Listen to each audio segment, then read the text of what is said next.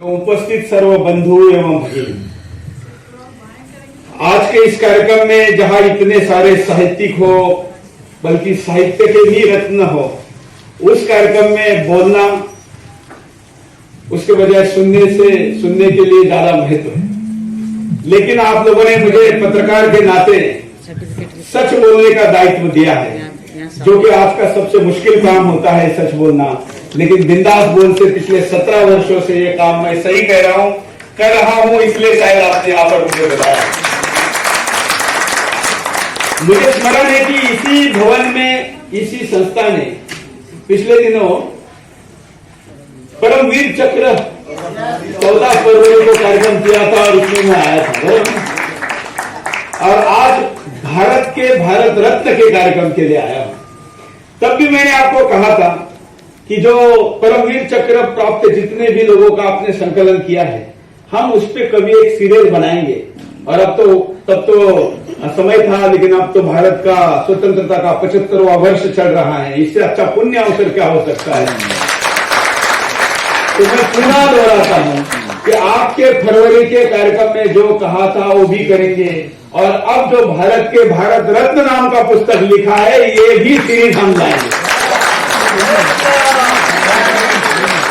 ये मैं इसलिए भी कह रहा हूं क्योंकि हिंदुस्तान के जागरण का काम सुदर्शन करता है।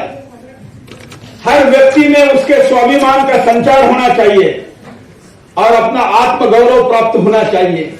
किसी पशु में और किसी इंसान में यही महत्वपूर्ण फर्क होता है कि उसके पास आत्मसम्मान होता है, आत्मगौरव होता है, उसके पुरखों के पराक्रम का सम्मान, स्वाभिमान उसके मन में होता है। और जगाने के लिए इस देश में अगर सबसे बड़ा काम किसी ने किया है तो साहित्य क्षेत्र ने किया है। और आपकी सब और इसलिए आज मैं एकदम 100% अपोजिट साइड में वल्लभगढ़ में था, लेकिन हमने उस कार्यक्रम को थोड़ा कट शॉर्ट किया और मैंने कहा कि इस कार्यक्रम में हम जाएंगे, क्योंकि साहित्य क्षेत्र आज प्रभाव से भले ही कम ना हो, लेकिन सरकार कहिए, समाज कहिए, और खास करके मैं जिस क्षेत्र से आता हूं, उस मीडिया से साहित्य को दुर्लक्षित किया गया है। इसको कम आंका जाता है। आज टीवी चैनलों पर नाचने गाने वालों को तो ज्यादा टाइम दिया जाता है, लेकिन भारत के रत्न जैसे पुस्तक लिखने वालों के लिए कोई स्पेस नहीं है। ये क्यों नहीं है? क्योंकि वो ऐसा समझते हैं कि टीआरपी के लिए ही चैनल चलते हैं।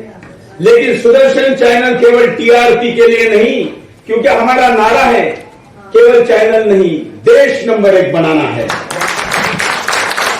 और किसी भी देश का नंबर 1 बनना उसके साहित्य क्षेत्र के योगदान पर ही निर्भर होता है। कोई देश सशक्त तो बन सकता है साहित्य के बगैर, सशक्त बन सकता है, लेकिन अगर समर्थ बनाना हो तो साहित्य चाहिए। सशक्त और समर्थ में क्या फर्क है? आजकल लोगों के फर्क ही नहीं समझ में आता। मैं कहता हूं शिवाजी महाराज जी के जो गुरु थे रामदास जी, उनके नाम में समर्थ रामदास था, सशक्त रामदास नहीं था। आसानी से समझाने के लिए कह रहा हूं। देश में ऊंची इमारतें हो, लंबी सड़कें हो, चौड़ी सड़कें हो, वो देश सशक्त हो सकता है, लेकिन उस देश की अभिव्यक्ति जब तक साहित्य से व्यक्त ना हो और उस साहित्य से समाज का हृदय हिलाने की ताकत ना हो, तो वो देश साहित्य के बगैर कभी भी समर्थ नहीं हो सकता। और इसलिए साहित्य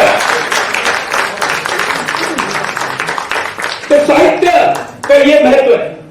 दुर्भाग्य से हमारे देश में गुलामी का कुछ कालखंड कह रहा हूं, क्योंकि संपूर्ण हिंदुस्तान कभी भी गुलाम नहीं था। न मुगलों के समय था, न तुर्कों के समय था। और हिंदुस्तान का बड़ा क्षेत्र ऐसा है जहां ब्रिटिशों का भी संपूर्ण राज नहीं था। यह सत्य है, लेकिन हमको यह नहीं बताया गया। उन्हीं साहित्य को, उन्हीं पुस्तकों को, उन्हीं रचनाओं को लोगों के सामने लाया गया जो हमको पंगु बना के रखने के लिए आवश्यक थी। उन्हीं पुस्तकों को लाया गया जो झूठा इतिहास बताते थे। उन्हीं कविताओं को पढ़ाया गया जो झूठे गुणगान गाते थे। लेकिन इस देश के साधु संत और साहित्य के क्षेत्र के लोगों ने, जिनकी रचनाएं हस्तलिखित लाखों पुस्तकों को जलाया, हम जानते हैं कि ऐसे हमारे विश्वविद्यालय थे जिनके ऊपर हमले हुए। और देखिए हमारी साहित्य क्षेत्र की सबसे बड़ी ताकत क्या है? बाकी देशों में जो हमले हुए ना, तो वहां पर उन्होंने समृद्धि की, अर्थात धन दौलत की लूट की। हिंदुस्तान पे हजारों वर्ष चलता रहा, धन की लूट होती रही, तुलदुनिया लूटती गई। हमारे हीरे जवाहरात रत्नों को ऊंटों पर लाद लाद कर इधर मुगल तुर्क और सब लेके गए। अंग्रेज हवाई जहाज पानी के जहाज भर भर के लेके गए, लेकिन फिर भी हिंदुस्तान गुलाम नहीं हुआ। उसका बड़ा कारण था कि उसका साहित्य समृद्ध था, उसको लूट नहीं पाए थे, और यही उसका महत्वपूर्ण कारण। इसलिए उन्होंने क्या किया? उसको जला दिया। लेकिन जैसे कहते हैं कि सावरकर जी जेल में बंद थे, लिखने के लिए कागज और पेन नहीं दिया जाता था, तो उन्होंने नाखून और पत्थरों से दीवार पर कविताओं और रचनाओं को लिखा। बाहर जेल के जाने वाला कैदी उसको याद करता था और जेल के बाहर जाकर उसको पुनः लिखा जाता था। इससे बड़ी क्रांति और क्या हो सकती है जो साहित्य ने की? जय श्री राम। हमारे साहित्य की महिमा कितनी प्रगाढ़ है, कितनी विशाल है, 7 समंदर पार है। हिंदुस्तान में ही नहीं, विश्व के दूसरी तरफ अफ्रीका में, जिनको आधुनिक गांधी कहा जाता है, ऐसे नेल्सन मंडेला अपने जीवन चरित्र लिखते हैं, अपनी बायोग्राफी लिखते हैं, तो उसके पहले पन्ने पर वो लिखते हैं कि मेरे जीवन पर और ये संघर्ष के लिए सबसे बड़ी प्रेरणा अगर कहीं से मिली तो भारतीय संत वांग्मय से मुझे मिली थी। ये भारतीय संत वांग्मय और साहित्य की प्रेरणा। और इसलिए ऐसे साहित्य क्षेत्र के आप सब लोग प्रचारक है, विचारक है। मैं सुदर्शन चैनल की तरफ से आपके परिश्रम को और आपकी अब तक के योगदान को नमन करता हूं।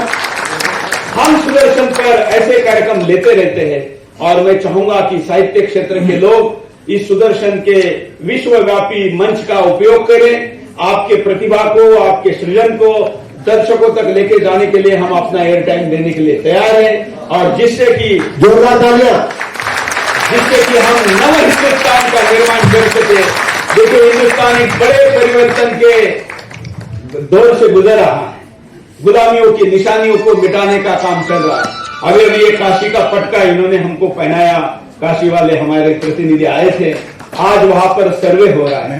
हमारे कितनी कथाओं में, कितनी कविताओं में ये बताया गया कि आज हम जिस काशी विश्वनाथ का दर्शन करते प्रतीकात्मक थे। असली शिवलिंग तो ज्ञानवापी के नीचे है, लेकिन कभी सोचा था कि इतने जल्दी दिन आएंगे, लेकिन आ गए। आज सर्वे हो रहा है, स्थापित हो गया कि ज्ञानवापी मस्जिद के नीचे शिवलिंग है और वो जल्दी ही बाहर आ जाए।